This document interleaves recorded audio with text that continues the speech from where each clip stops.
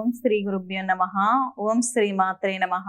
క్షుద్రం చేసే వ్యక్తులు నుంచి చాలా జాగ్రత్తగా ఉండాలి.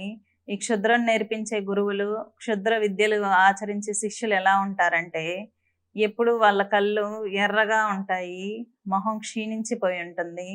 క్షుద్ర మాంత్రికుడు ఎల్లప్పుడూ బలులిస్తూ ఉంటారు.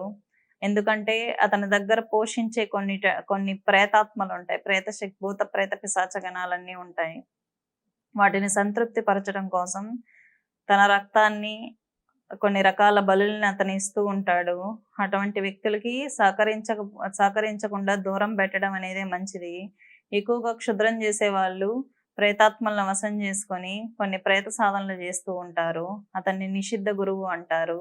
ఇటువంటి నిషిద్ధ గురువుల దగ్గర మంత్రదీక్షలు తీసుకోవడం ద్వారా వారి వారి యొక్క శక్తిని నష్టపోయి వారు గురువు ఎటువంటి మంత్రాలను అయితే ప్రయోగించి ఎటువంటి పాపాలను అయితే చేశాడో అతనిలో భాగం కూడా ఆ శిష్యులు పంచుకోవాల్సి ఉంటుంది.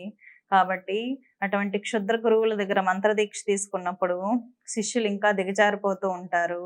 అందువలన ఈ క్షుద్రం చేసే గురువుల నుంచి కొంచెం దూరంగా ఉండాలి. ఇంట్లో అతని యొక్క వస్తువులు అడుగుతూ ఉంటారు.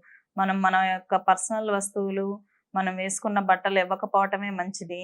మంచి పూజలు చేసే వాళ్ళు ఎప్పుడు ఎదుటి వ్యక్తి యొక్క వస్త్రాలను ఆశించరు. చెడు పూజలు చేసే వాళ్ళు మాత్రమే ఎదుటి వ్యక్తి యొక్క వస్తువులు ఆశించడం అనేది జరుగుతుంది. అటువంటి వ్యక్తులను దూరం పెట్టడమే మంచిది. ఎవరైనా గురువు మీ జీవితంలోకి ఎంటర్ అయినప్పుడు ఇంకా దిగజారిపోతుంటే అతను క్షుద్ర గురువు అని అర్థం చేసుకోవాలి. ఒక మంచి గురువు దగ్గరికి వెళ్ళినప్పుడు ఆ శిష్యుడు ఎల్లప్పుడూ ఉన్నత స్థితికి వెళ్తాడు. ఒక నిషిద్ధ గురువు దగ్గరికి వెళ్ళినప్పుడు ఆ వ్యక్తి ఎప్పుడు దిగజారిపోతూ ఉంటాడు.